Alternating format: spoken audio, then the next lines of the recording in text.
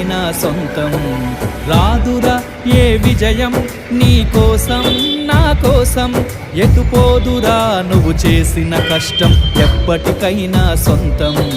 కాలంతో పయనించే వాడికి కానిది ఏముంది, సాధనతోనే సాధ్యమవ్వునని సదాశయంతో సాగర ముందుకు. రాదురా ఏ విజయం నీ కోసం నా కోసం, ఎటుపోదురా నువ్వు చేసిన కష్టం ఎప్పటికైనా సొంతం.